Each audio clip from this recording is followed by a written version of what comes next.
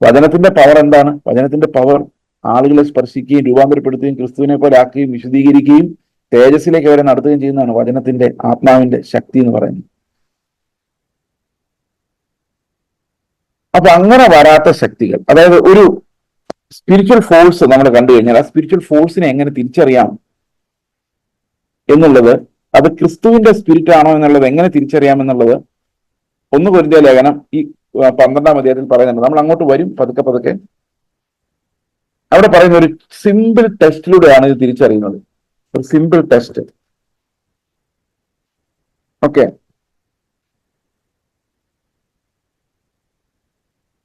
no one can say Jesus is Lord except in the Holy Spirit. അത് 3-ാം വാക്യമാണ്.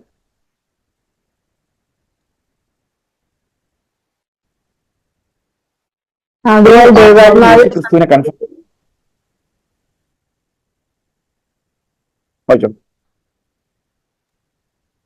ആകയാൽ ദൈവാത്മാവിൽ സംസാരിക്കുന്നവൻ ആരും യേശു ശപിക്കപ്പെട്ടവനെന്ന് പറയുകയില്ല. പരിശുദ്ധാത്മാവിലല്ലാതെ യേശു കർത്താവെന്ന് പറയുവാൻ ആർക്കും കഴിയുകയില്ല എന്ന് ഞാൻ നിങ്ങളെ ഗ്രഹിപ്പിക്കുന്നു. പരിശുദ്ധാത്മാവിലല്ലാതെ യേശു ക്രിസ്തുവിനെ കൺഫസ് ചെയ്യാൻ ആർക്കും സാധിക്കില്ല. അപ്പൊ ഒരു സ്പിരിറ്റ് നമ്മുടെ മേൽ വന്നു എന്ന് വിചാരിച്ചു. ആ സമയത്ത് നമുക്ക് ബോധം പോയി, അല്ലെങ്കിൽ നമ്മൾ കുറെ നേരം ഉന്മാദത്തിലായി. യേശു ക്രിസ്തുവിനെ കുറിച്ച് കൺഫസ് ചെയ്യുന്നില്ല, ക്രിസ്തുവിനെ കുറിച്ച് ഒരു റെവലേഷനും ഇല്ല. We just fell down, spend some time in ecstasy. എന്തൊക്കെ പറഞ്ഞു അല്ലെ പറഞ്ഞില്ല. But that spirit which you got, അത് ക്രിസ്തുവിനെ കൺഫസ് ചെയ്യുന്നില്ല. തന്നെയല്ല, ക്രിസ്തുവിന്റെ വചനം കേൾക്കുമ്പോൾ അത് തളർന്നു പോകും, അതിന് ശരിക്ക് കൈയടിക്കാൻ പറ്റുന്നില്ല.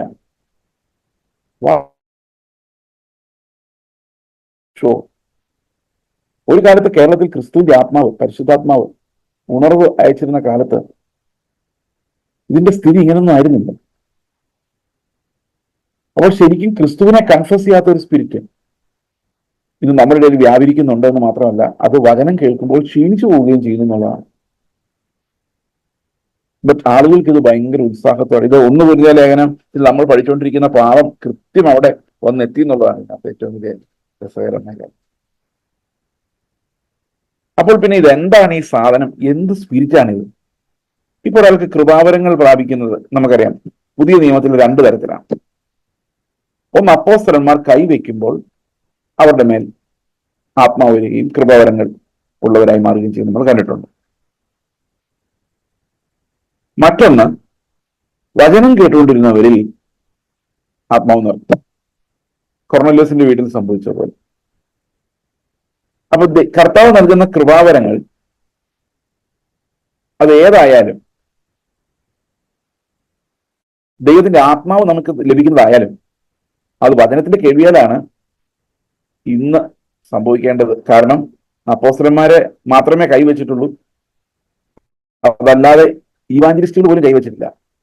ഫിലിപ്പോസ് ശമരിയിൽ പോയി, അനേകം കൺവേർട്സ് ഉണ്ടായി. പക്ഷെ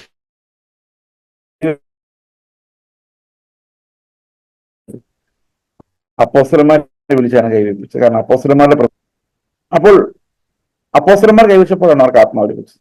അപ്പോസ്തലന്മാർ അല്ലാത്തവരവിടെ കൈവയ്ക്കാൻ മുതിർന്നിട്ടില്ല.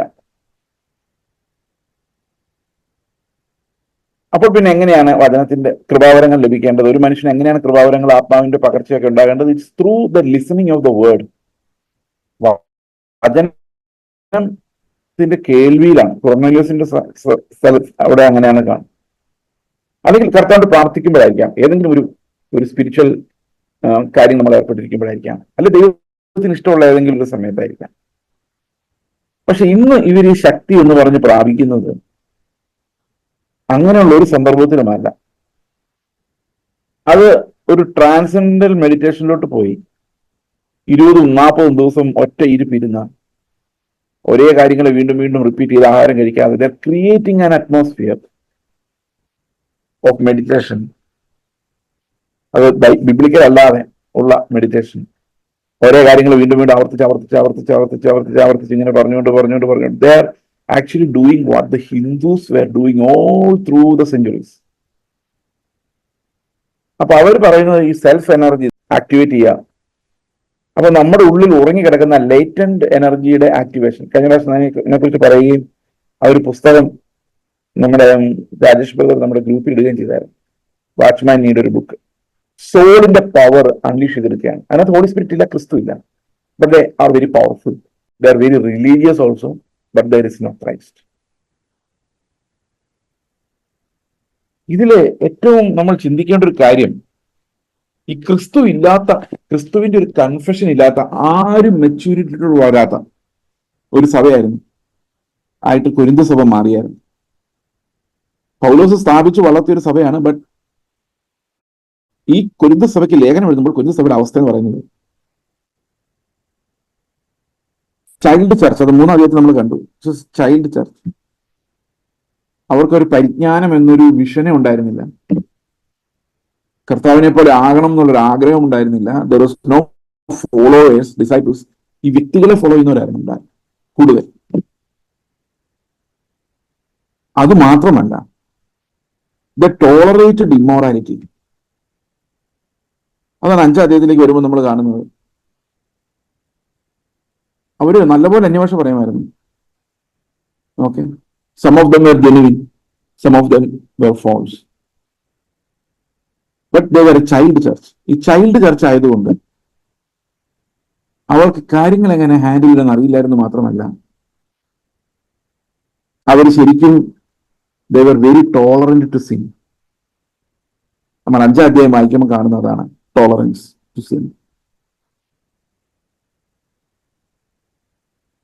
ഇന്നും പലപ്പോഴും നമ്മൾ കാണുന്നത് ടോളറൻസ് ടു സിൻ ഇതിനകത്ത് ഭയങ്കരമാണ്. ഇപ്പോ ഞാൻ പേര് പരാമർശിക്കുന്നില്ല. നമുക്കറിയാം ഒരാളെ കുറിച്ച് പറയാൻ, ഒരു പാസ്റ്ററെ കുറിച്ച് പറയാൻ, ഈസ് എ ഹോമോസെക്ഷൽ. നമ്മുടെ സമൂഹം ഒരു വളരെ കൺസർവേറ്റീവ് സമൂഹമാണ്, കേരള സമൂഹം. ഹോമോസെക്ഷൽ ആയ ഒരു പൊളിറ്റീഷ്യൻ പോലും നമുക്കില്ല. ഒരു സിനിമാ നടൻ പോലും അവർക്ക് എങ്ങനെയും ജീവിക്കാം, അവർ പോലും കൺഫസ് ചെയ്യാത്തൊരു കാര്യമാണത്. കാരണം it's A very, India is A very conservative society in one sense. അതൊരു പാസ്റ്ററെ കുറിച്ച് ഇങ്ങനെ ഒരു ആരോപണം വരികയാണ്. ശരിയോ തെറ്റോ? ചിലപ്പോൾ തെറ്റായിരിക്കും. അപ്പോൾ തീർച്ചയായിട്ടും അങ്ങനെ ഒരു ആരോപണം വന്നു കഴിഞ്ഞാൽ very very serious matter, even if it is right or wrong. കാരണം അതൊരു സമൂഹത്തെ, ഒരു യൗവനകാലത്തിലുള്ള പോകുന്ന അനേക യൗവനക്കാരെല്ലാം അഫക്ട് ചെയ്യുന്ന ഒരു വളരെ സീരിയസ് ആയിട്ടുള്ള ഒരു ഇഷ്യൂ ആണ്. ഗവൺമെന്റ് പോലും അതെങ്ങനെ ഹാൻഡിൽ ചെയ്യാൻ അറിയാൻ വയ്യാതെ വിഷമിക്കുന്ന ഒരു സമയമാണ്. ശരിക്കും പറഞ്ഞു കഴിഞ്ഞാൽ എനിക്ക് തോന്നുന്നു ഇന്ത്യയിൽ മാത്രമാണ് ഇപ്പോഴും അത് ഇല്ലീഗലായിട്ടിരിക്കുന്നത് എന്ന് ഞാൻ വിചാരിക്കുന്നത്. ഐ ഡോണ്ട് റിമെമ്പർ എക്സാക്ട്ലി ഈ മോഡേൺ സമൂഹങ്ങളിൽ, ജനാധിപത്യ രാജ്യങ്ങളിൽ. അപ്പോൾ ഒരു സഭയിൽ അങ്ങനെ ഒരു ആരോപണം ഉണ്ടായാലും, ആർക്കെതിരെങ്കിലും ആരോപണം ഉണ്ടായാലും ഇയാൾ എഴുന്നേറ്റ് നിഷേധിക്കണം. ഇല്ല, അങ്ങനെ സംഭവിച്ചിട്ടില്ല, നടന്നോ ഇല്ലെന്ന് അറിയില്ല. പക്ഷെ സഭ എന്താ ചെയ്യുന്നത് വെച്ച് കഴിഞ്ഞാൽ സാരമില്ല എന്നൊരു അറ്റ്മോസ്ഫിയർ, ഒരു എന്താ പറയുന്ന ഒരു കാഴ്ചപ്പാടിലേക്കാണ് പോയിരിക്കുന്നത്. അത് ഇവിടെ മാത്രമല്ല, ഇത് ലോകത്തിലെല്ലായിടത്തും സിന്നിനോടുള്ള എക്സ്ട്രീം ടോളറൻസ്. സാരമില്ല, അവരുടെ ഒത്തിരി അത്ഭുതങ്ങൾ നടക്കുന്നുണ്ടല്ലോ. ഇത് ഈ ഒരു സംഭവം മാത്രമല്ല ഞാൻ പറയുന്നത്. അനേകം സ്ഥലങ്ങളിലും സിന്നിനോടുള്ള ടോളറൻസ് എന്ന് പറയുന്നത് ഭയങ്കരമാണ്. ആ പേഴ്സണൽ. അപ്പൊ ശരിക്കും പറഞ്ഞാൽ കൊരിന്ത സഭയുടെ ഒരു പരിച്ഛേദം നമ്മുടെ ഇടയിലും ഉണ്ട്. അത് പൗലോസിനെ പോലുള്ള ഒരു അപ്പോസ്തലനെ വേദനിപ്പിക്കുന്ന, ദൈവത്തെ വേദനിപ്പിക്കുന്ന തരത്തിലുള്ള ഒരു സാഹചര്യം നമ്മുടെ ചുറ്റും ഇന്നും നിലനിൽക്കുന്നുണ്ട് എന്ന് ഞാൻ ചിന്തിക്കുന്നു.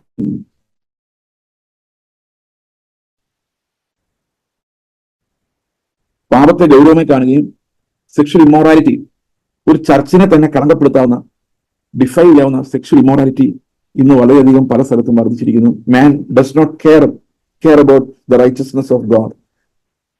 ആ ദൈവത്തിന്റെ നീതിയെക്കുറിച്ചുള്ള ഒരു തീഷ്ണത, ദൈവത്തിന്റെ നീതിയെക്കുറിച്ചുള്ള ഒരു പാഷൻ, ദൈവം പാപത്തെ എന്തുമാത്രം വെറുക്കുന്നു എന്നുള്ള ഒരു ഇന്റേണൽ ആയിട്ടുള്ള ഒരു റെവലേഷൻ നമ്മുടെ ഉള്ളിൽ ഉണ്ടാകേണ്ടത് ആവശ്യമാണ്. ഇപ്പൊ കൊരിന്ത്യർ 5-ാം അധ്യായത്തിലേക്ക് വരുമ്പോൾ it speaks about one particular incident. അതായത് നാട്ടു നടപ്പില്ലാത്ത രീതിയിലുള്ള ഒരു സെക്ഷൽ ഇമ്മൊറാലിറ്റി നിങ്ങളുടെ ഇടയിൽ ഉണ്ട് എന്ന് കേൾക്കുന്നു പോൽ എന്നാണ് മലയാളത്തിൽ.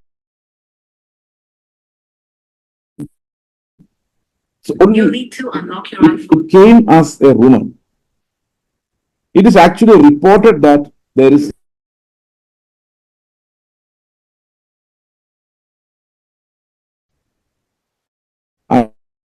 a kind that is not tolerated even among നടപ്പില്ലാത്ത അവർ തെറ്റെന്ന് വിധിക്കുന്ന കാര്യങ്ങൾ, നാട്ടുകാരുടെ ദൃഷ്ടിയിൽ തെറ്റെന്ന് വിളിക്കുന്ന കാര്യങ്ങൾ. That means something that the church can never tolerate. Okay.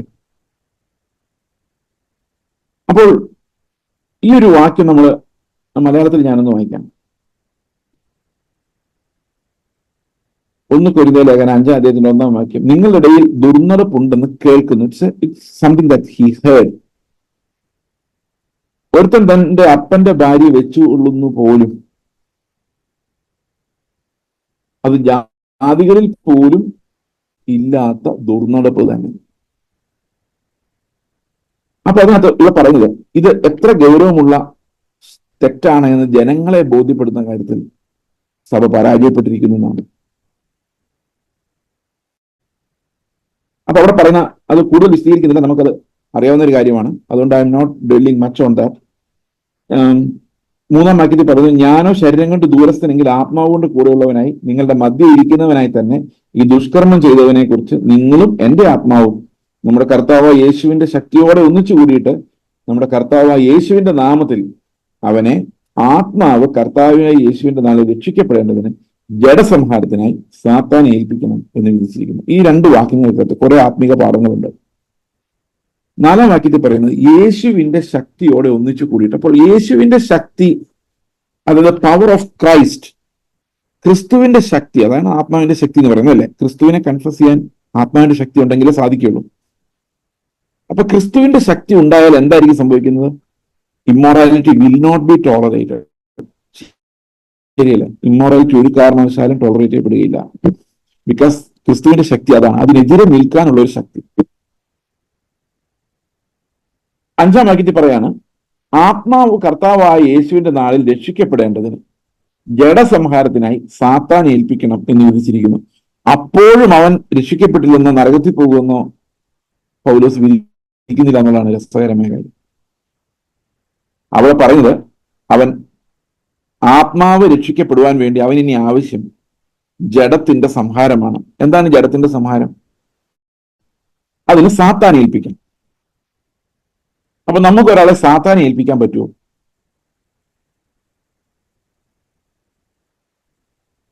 പാപത്തിൽ ജീവിക്കുന്നവരെ നമുക്ക് സഭയ്ക്ക് സാത്താനെ ഏൽപ്പിക്കാൻ പറ്റുമോ? എന്താണ് ഈ സാത്താനെ ഏൽപ്പിക്കുക എന്ന് പറഞ്ഞാൽ എന്റെ അർത്ഥം?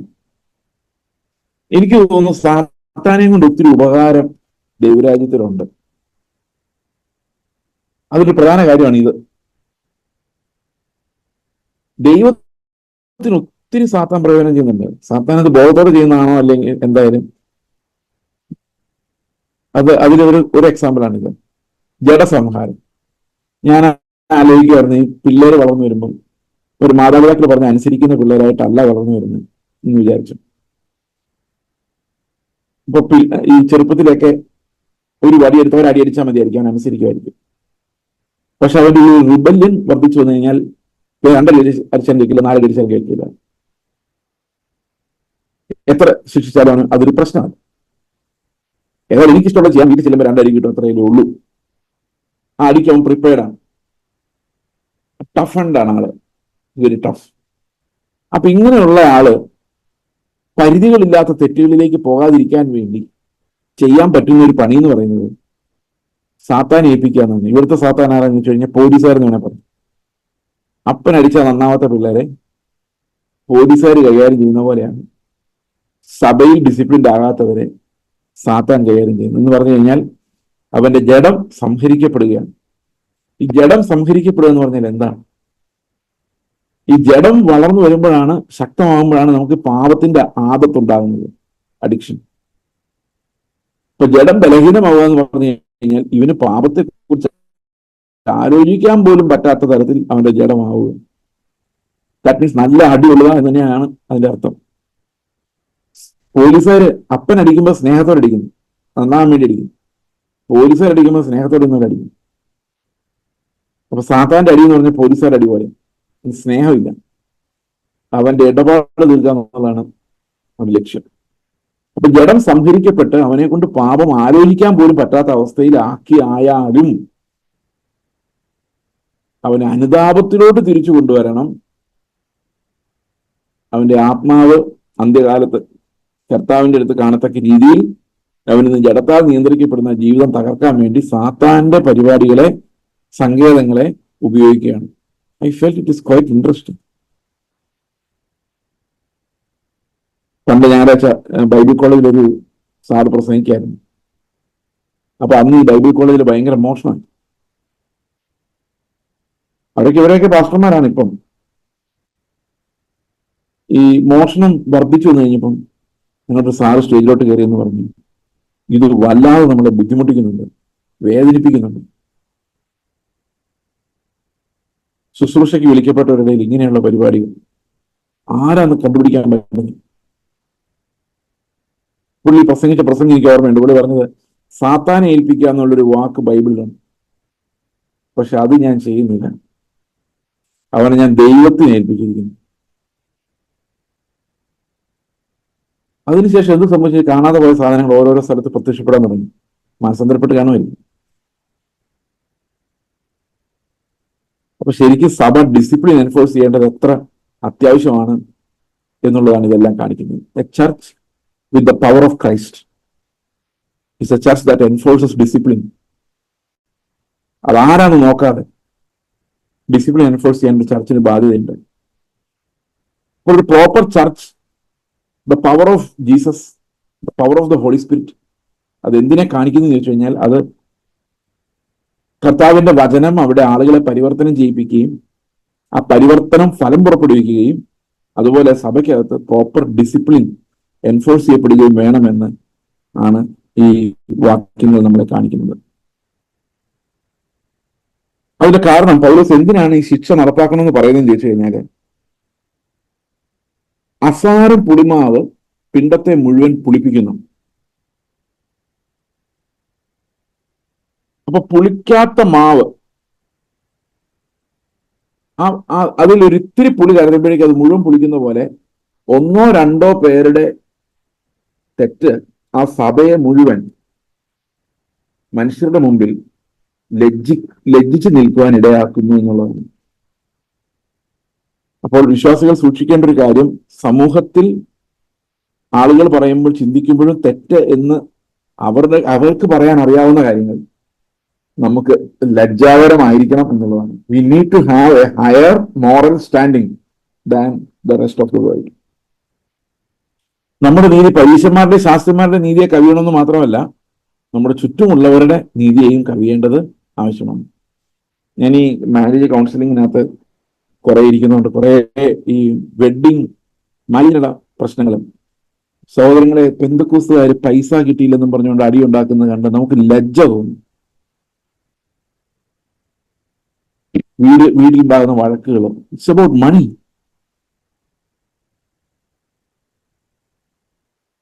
നാട്ടുകാർ പോലും ഇപ്പൊ അങ്ങനെ ചിന്തിക്കത്തില്ല, വളരെ കുറച്ചുപേർ അങ്ങനെ ചിന്തിക്കും. വിവാഹം കഴിച്ച് സമ്പന്നനാകാമെന്നും സമ്പത്തുണ്ടാക്കാമെന്നും അതുപോലെ രക്ഷപ്പെടാമെന്നും ആലോചിക്കുന്നത് സമൂഹം നോക്കുമ്പോൾ നാണക്കേടാണ്. പക്ഷെ നമുക്കതൊന്നും ഒരു നാണക്കേടൊന്നുമില്ല, ദൈവം തന്നതാണ്, ബ്ലെസ്സിങ് ആയിട്ട്. So marriage is also not for love. It is an intelligent marriage to get us rich, make us rich. ഇതെല്ലാം നമ്മുടെ ഈ കൾച്ചറിനകത്ത് വ്യാപിച്ചു കിടക്കുന്ന കാര്യങ്ങളാണ്. അങ്ങനെ അനേകം സാമൂഹ്യപരമായ കാര്യങ്ങളിൽ ലോകം നല്ലത് എന്ന് കരുതുന്നതല്ല നമ്മുടെ സമൂഹം നല്ലതെന്ന് വിചാരിക്കുന്നു. So there is a discrepancy, not even now. അപ്പൊ അവരുടെ നീതിയെ കവിയുന്ന ഒരു നീതി നമുക്കുണ്ടാകണം. ഇപ്പൊ ലോകം എന്തിനു നീതി എന്ന് പറയുന്നു, അതിനപ്പുറത്തേക്കുള്ള ഒരു നീതി, കർത്താവിന്റെ ശക്തിയുള്ള, അതായത് the power of God, the power of gospel, the power of the word, അത് ഒരു സഭയിലുണ്ടെങ്കിൽ ആ ചുറ്റുമുള്ള മനുഷ്യരുടെ സന്മാർഗ ബോധത്തെക്കാളും ഉന്നതമായ ഒരു സന്മാർഗ ബോധവും നീതിബോധവും നമുക്കുണ്ടാകേണ്ടത് ആവശ്യമല്ലേ? അവർ ചിന്തിക്കുന്നതിനേക്കാളും വ്യത്യസ്തമായിട്ട് നമ്മൾ ഈ ഭൂമിയെ, ലോകത്തിലെ സമ്പത്തിനെ നോക്കേണ്ടത് ആവശ്യമല്ലേ? ഇപ്പം ഈ അടുത്ത തലമുറയെ നമ്മൾ എന്ത് നോക്കാനാണ് പഠിപ്പിക്കുന്നത്? എവിടെ അവരുടെ കണ്ണ് വെക്കണമെന്നാണ് നമ്മുടെ ആഗ്രഹം? What is the church teaching dum? ഞാൻ പലപ്പോഴും ആലോചിക്കാറുണ്ട്, ഇന്ന് നമ്മൾ ചർച്ചുകൾ എന്ന് പറയുന്ന വലിയൊരു പങ്ക് ചർച്ചുകളും പ്രാർത്ഥനാ കൂട്ടങ്ങളാണ്. ഈ പ്രാർത്ഥനാ കൂട്ടങ്ങളുടെ പ്രത്യേകത എന്താണെന്ന് വെച്ച് കഴിഞ്ഞാൽ, ഞായറാഴ്ച ഈ ട്രഡീഷണൽ ചർച്ചുകളിലുള്ള ഒരു സ്പെസിഫിക് കുർബാനയുണ്ട്. ആ കുർബാന എന്ന് പറയുന്നത് കർത്താവിന്റെ ശരീരമാണ്, രക്തമാണെന്നൊക്കെ പറഞ്ഞ് അപ്പം നുറുക്കി കൊടുക്കുന്ന ഒരു കുർബാനയുണ്ട്. പിന്നെ അവർക്ക് ഇടയോഗങ്ങളുണ്ട്. ഇടയോഗങ്ങളിലാണ് രോഗികൾക്ക് വേണ്ടി പ്രാർത്ഥിക്കുന്നതൊക്കെ. നമ്മുടെ ഇടയിൽ നടക്കുന്ന അത് മാത്രമേ ഉള്ളൂ, ആ ഇടയോഗം മാത്രമേ ഉള്ളൂ. There is no body for Christ. ക്രിസ്തുവിന്റെ ശരീരമായിരിക്കുന്ന അവയവങ്ങൾ കൺസ്റ്റിറ്റ്യൂട്ട് ചെയ്യുന്ന ഒരു ബോഡി കാണാനില്ല. ഓക്കെ, അപ്പോൾ ഇത് ഈ അന്ത്യകാലത്ത് നമ്മളെ എല്ലായിടത്തും വേദനിപ്പിക്കുന്ന ഓരോ സാഹചര്യങ്ങൾ കാണുമ്പോൾ വളരെ വേദനിപ്പിക്കുന്ന ഒരു കാര്യമാണ്. അമേരിക്കൻ ഗോസ്പൽ എന്ന് പറയുന്ന ഒരു TV പ്രോഗ്രാമിനെ കുറിച്ച് നിങ്ങളോട് പറഞ്ഞതാണ് എന്റെ ചിന്ത. ഇവിടെയും ഈ ജനങ്ങൾക്ക് ഈ കർത്താവിന്റെ ശക്തി എന്താണ്, ഇവിടുത്തെ സെൽഫിന്റെ പവർ എന്താണ്, സോളിന്റെ പവർ എന്താണെന്ന് അറിയാൻ വയ്യാതെ ഒത്തിരി ആൾക്കാർ വധിക്കപ്പെട്ടിരിക്കുന്നുണ്ട്. ഇവിടെയും അങ്ങനെ ഒരു ഡോക്യുമെന്ററി ഉണ്ടായിരുന്നുവെങ്കിൽ എന്ന് ഞാൻ ആഗ്രഹിക്കുന്നു. ഇപ്പൊ ഇവിടെ നമുക്ക് പ്രധാനപ്പെട്ട ഒരു പോയിന്റും കൂടെ ഈ 5-ാം അധ്യായത്തിൽ നമുക്ക് കാണാനുണ്ട്. അത് 9-ാം വാക്യം മുതലാണ്. 9-ാം വാക്യം മുതൽ 13 വാക്യം വരെ. I wrote to you in my letter not to associate with sexually immoral people. അതായത് ഈ ലൈംഗികമായ അസന്മാർഗികതയുള്ള ആളുകളുമായി ഇടപെടരുതെന്ന് ഞാൻ നിങ്ങളോട് പറഞ്ഞിട്ടുണ്ടല്ലോ. അടുത്ത വാക്യം എന്താണെന്നറിയോ? Not at all meaning the sexual immoral of this world. ഈ ലോകത്തിലുള്ള ലൈംഗിക അരാജകത്വമുള്ള അല്ലെങ്കിൽ ഇമ്മോറൽ ആയിട്ടുള്ള ആൾക്കാരായിട്ട് ഇടപെടരുതെന്നല്ല. ഈ ലോകത്ത് എന്തെല്ലാം തരം ലൈംഗികമായ അരാജകത്വമാണ് ഉള്ളത്. നമുക്ക് ചിന്തിക്കാൻ പോലും പറ്റാത്ത രീതിയിലാണ് ഇന്ന് പുതിയ പുതിയ പാപങ്ങൾ ആളുകൾ കണ്ടുപിടിക്കുന്നത്. മെഷീൻസ് കണ്ടുപിടിക്കുന്നതിനേക്കാളും സ്പീഡിലാണ് പാപങ്ങൾ കണ്ടുപിടിക്കുന്നത്.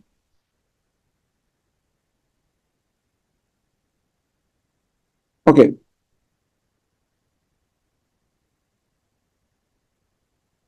അപ്പോൾ I wrote you in my letter not associate with sexually immoral people not at all meaning the sexually immoral of this world. അപ്പൊ ഈ ലോകത്തിൽ മോശമായിട്ട് ജീവിക്കുന്ന ആളുകളുമായിട്ട് നമുക്ക് കൂടാൻ പാടില്ല എന്ന് നിർബന്ധമില്ല എന്നാണ് പൗലോസ് പറയുന്നത്. കാരണം അങ്ങനെ നമ്മൾ തീരുമാനിച്ചാൽ ലോകത്ത് തന്നെ ജീവിക്കാൻ പറ്റത്തില്ല.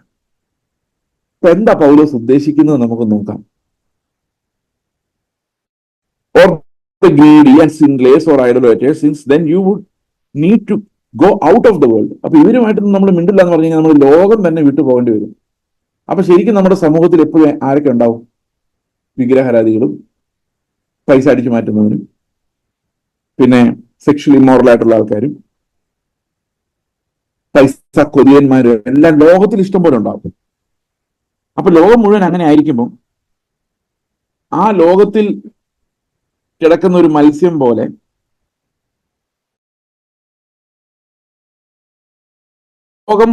ലോകത്തിന്റെ ഉപ്പ് പറ്റാതെ ഓക്കെ കിടക്കുന്നവരായിരിക്കണം. സഭ should be different. Church should enforce morality. ലോകത്തിൽ മൊറാലിറ്റി എൻഫോഴ്സ് ചെയ്യാൻ നമുക്ക് പറ്റത്തില്ല. ചർച്ചിനകത്ത് എന്ത് വേണം? കൃത്യമായ മൊറാലിറ്റി എൻഫോഴ്സ് ചെയ്തേ പറ്റുള്ളൂ. ലോകം will be like that, but the church should have A difference. അപ്പൊ ലോകത്തിലുള്ളവരെ ഓടിക്കാനോ ലോകത്തിലുള്ളവരെല്ലാം മാറ്റാനോ നമുക്ക് സാധിക്കത്തില്ല. But the church should have A policy. അവിടെ എന്താ പറയുന്നത് അറിയാമോ? ലോകത്തിൽ അങ്ങനെയുള്ളവരിൽ നിങ്ങൾ ഓടിപ്പോകണമെന്ന് ഞാൻ പറയുന്നില്ല. പക്ഷേ now I am writing to you not to associate with anyone who bears the name of brother, അതായത് ഞാൻ സഹോദരനാണെന്ന് പറയുകയും if he is guilty of sexual immorality or greed, അതായത് ഏതെങ്കിലും ഇമ്മോറൽ ആയിട്ട് ജീവിക്കുകയോ അത്യാഗ്രഹി ആയിരിക്കുകയോ വിഗ്രഹാരാധി ആയിരിക്കുകയോ മദ്യപാനി ആയിരിക്കുകയോ ചതിക്കുന്നവനായിരിക്കുകയോ ചെയ്താൽ, അതായത് ഈ ലോകത്തിൽ ഇങ്ങനെയുള്ള അനേകം ആൾക്കാരുണ്ട്, എന്നാൽ വിശ്വാസി എന്ന് വേർപെട്ട ഒരുവൻ അത്യാഗ്രഹിയെ കാണുകയാണെങ്കിൽ അങ്ങനെയുള്ളവരുമായി ആഹാരം പോലും കഴിക്കരുത് എന്ന് പൗലോസ് പറയും. ഇത് എന്തുമാത്രം പ്രാക്ടിക്കലാണ് നിങ്ങൾ ആലോചിച്ചിട്ടുണ്ടോ? ഗ്രീഡി ആയിട്ടുള്ള ആൾക്കാരുമായിട്ട് ഞാൻ ഫുഡ് കഴിക്കില്ല എങ്കിൽ എനിക്ക് ലോകത്തിൽ ഒരു 90% വിശ്വാസികളായിട്ട് ആഹാരം കഴിക്കാൻ പറ്റത്തില്ല.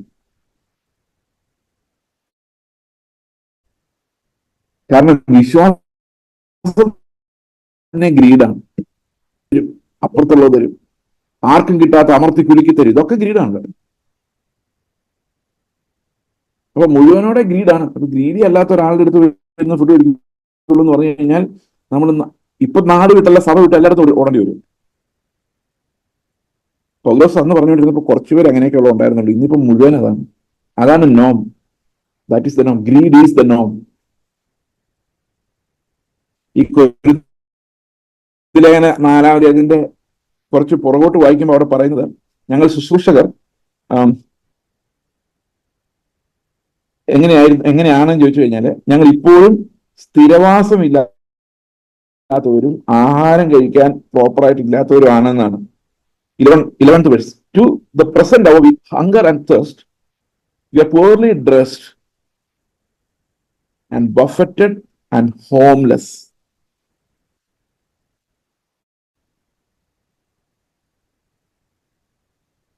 അപ്പൊ ശരിക്കും പറഞ്ഞു കഴിഞ്ഞാൽ നമ്മുടെ ചർച്ചകൾ എന്തുമാത്രം തിരിച്ചു പോകണം, എന്തുമാത്രം വലിയൊരു എബൌട്ട് ടേൺ അടിക്കേണ്ടതായിട്ടുണ്ടെന്ന് അത് ദൈവത്തിന്റെ ആത്മാവിന് മാത്രമേ കഴിയുള്ളൂ. നമ്മൾ കുറ്റം പറഞ്ഞിട്ട് ഒരു കാര്യമില്ല. എത്ര കുറ്റം പറഞ്ഞാലും അവർക്ക് പക വർദ്ധിക്കുന്നല്ല, ഒരു കാര്യവും സംഭവിക്കില്ല. The word of God has to work. വചനം, അതിനിടയിലാണ് ഇവിടെ ആൾക്കാർ വന്നിട്ട് വചനം നല്ല ശക്തിയാണ് വേണ്ടതെന്ന് പറഞ്ഞിട്ട് തുള്ളിച്ചിട്ട് വിടുന്നു. It's really very pathetic. എനിക്ക് തോന്നി സിറിയെന്നും ജോർദാനിൽ നിന്നൊക്കെ ആൾക്കാര് ഇവിടെ വന്ന് കേരളത്തിൽ ആദ്യം തൊട്ട് മിഷണറി വർക്ക് ഒന്നും തുടങ്ങേണ്ട ഒരു അവസ്ഥയിലാണ്. ഇപ്പൊ ഇവിടെ പറഞ്ഞിരിക്കുന്നത് അകത്തുള്ളവനെ മാത്രമേ നമുക്ക് വിധിക്കാൻ അവകാശമുള്ളൂ, പുറത്തുള്ളവരെ വിധിക്കാൻ അവകാശമില്ല. പുറത്തുള്ളവർ അങ്ങനെ ആയിരിക്കുള്ളൂ, അവരെ നിങ്ങൾ വിധിക്കേണ്ട കാര്യമില്ല. പക്ഷെ അകത്തുള്ളവനെ നമ്മൾ ഒരു ചർച്ച് ഡിസൈൻ ചെയ്തിരിക്കണം. ഒരു ചർച്ച് അത് കറക്റ്റ് ചെയ്തിരിക്കും. അത് കറക്റ്റ് ചെയ്യുക എന്നുള്ളതാണ് ഉദ്ദേശം അല്ലേ? ശരിക്കും പറഞ്ഞാൽ കറക്റ്റ് ചെയ്യുക എന്നുള്ളതാണ് ഉദ്ദേശം. അപ്പൊ സഭയിൽ കർത്താവിന്റെ പവർ തന്നെയാണ് വെളിപ്പെടേണ്ടത്. നമ്മൾ ഈ പവർ അല്ല ശക്തിയാണ് വചനമല്ല എന്ന് പറയുമ്പോൾ ഒരു കാര്യം കൂടെ അതിനകത്ത് ഊന്നി പറയേണ്ടതായിട്ടുണ്ട്. നമ്മൾ ദൈവം സ്നേഹമാണെന്ന് പറയുന്നു, ദൈവത്തിൽ വിശ്വസിക്കുന്നു എന്ന് പറയുന്നു, കരുണയെക്കുറിച്ച് പറയുന്നു. പക്ഷെ നമ്മുടെ ജീവിതത്തിൽ ഇതൊന്നും ഇല്ലെങ്കിലോ, there is no power, only the word. അങ്ങനെയാകാം ഒത്തിരി പേര്. അപ്പൊ നമുക്ക് ആത്മാവ് വേണം, ആത്മാവിന്റെ ശക്തി വേണം, ജീവൻ വേണം. നമുക്ക് അങ്ങനെ വരുമ്പോൾ കർത്താവിന്റെ ജീവൻ ഉണ്ടെങ്കിൽ അവന് വേണ്ടി ജീവിക്കാനും മരിക്കാനുമുള്ള ഒരു തയ്യാറെടുപ്പ് നമ്മുടെ ഉള്ളിൽ ഉണ്ടായിരിക്കും. ഇപ്പൊ നമ്മുടെ സഭയിൽ കഴിഞ്ഞ ദിവസം ഒരു സഹോദരൻ വന്നു, അദ്ദേഹം പറഞ്ഞു അദ്ദേഹത്തിന് മിഷണറിയായിട്ട് പോകണമെന്നാണ് ആഗ്രഹം. ഞാൻ വളരെയധികം സന്തോഷം. കാരണം എന്ന് വെച്ച് കഴിഞ്ഞാൽ നമ്മുടെ ചർച്ചിൽ ഇങ്ങനെ ജീവസന്ധാരണത്തിന് വേണ്ടി പോകാൻ വേണ്ടി കാത്തിരുന്ന് പ്രാർത്ഥിക്കുന്ന ആരും തന്നെ ഇല്ല. നമ്മുടെ യൗവനക്കാര് വലിയൊരു പങ്കിനെയും കർത്താവിലേക്ക് തിരിക്കുവാൻ വചനത്തിനും കർത്താവിന്റെ ആത്മാവിനും സാധിച്ചിട്ടുണ്ടെന്നുള്ളത് എനിക്ക് ഭയങ്കര സന്തോഷമാണ്. Whenever I look at them, I am very happy that the Lord is working with us. ഞാൻ ഈ മിഷണറിമാരെ കാണുമ്പോൾ ഞാൻ ഓർക്കുന്നു, കർത്താവെ ഇത്രയും വലിയ കാര്യങ്ങളൊക്കെ നമ്മളെപ്പോലെയുള്ള ആൾക്കാരെ കൊണ്ട് ഒന്ന് പിടിപ്പിക്കാൻ ദൈവം അനുവദിക്കുന്നത് തന്നെ ദൈവം നമ്മളിവിടെ ഉണ്ടെന്നുള്ളതിന്റെ തെളിവാണ് എന്ന് ഞാൻ വിചാരിക്കുന്നു. ചുറ്റും നോക്കുമ്പോൾ വളരെ ഡിപ്രസിംഗ് ആണ്. സുവിശേഷത്തിലുള്ള എതിർപ്പുകൾ വർദ്ധിച്ചു വരുന്ന കാലമാണ്. പുറത്തുള്ളതിനേക്കാൾ എതിർപ്പ് അകത്ത് വരുന്ന കാലമാണ്. ദൈവം നമ്മളെല്ലാവരെയും ഈ ഒരു കൃപ നൽകട്ടെ എന്ന് പ്രാർത്ഥിക്കുന്നു. ഇങ്ങനെയൊക്കെ ഞാൻ പറഞ്ഞാൽ ഞാൻ പിന്നെ പ്രസംഗിച്ചിട്ട് വരുന്നുണ്ട്. ഞാൻ പ്രസംഗിക്കുന്നതിന്റെ പുറകെ ശക്തിക്കാർ എന്ന് അവരും പ്രസംഗിച്ചിട്ട് വരുന്നുണ്ട്. അത് ഈ പിന്നെ വിളിക്കുന്നുണ്ട്, പിന്നെ ശക്തിക്കാർ വിളിക്കുന്നുണ്ട്. ഇതൊക്കെ എന്താ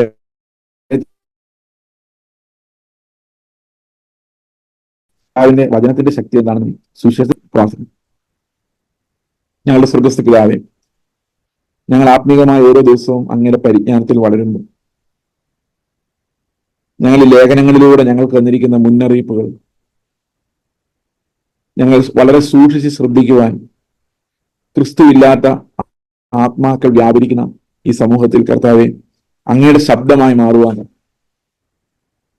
ജെന്യുവിനായിട്ടുള്ള കൃപാവരങ്ങൾ, ജെന്യുവിനായിട്ടുള്ള ദൈവകൃപയുടെ വ്യാപാരം ഞങ്ങളിലൂടെ ഉണ്ടാകുവാൻ, ഞങ്ങൾ ജീവനുള്ളവരും ക്രിസ്തുവിന്റെ ജീവൻ വെളിപ്പെടുത്തുന്നവരുമായി ഞങ്ങൾ മാറുവാൻ വേണ്ടി ഞങ്ങൾ പ്രാർത്ഥിക്കുന്നു.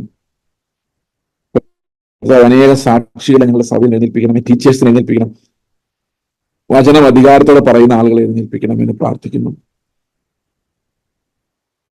പ്രവാചകന്മാരെ, ശുശ്രൂഷകരെ, കർത്താവിനെ വെളിപ്പെടുത്തുന്നവരെ, കർത്താവിന്റെ മഹത്വത്തെ വെളിപ്പെടുത്തുന്നവരെ എഴുന്നേൽപ്പിക്കണമെന്ന് പ്രാർത്ഥിക്കുന്നു.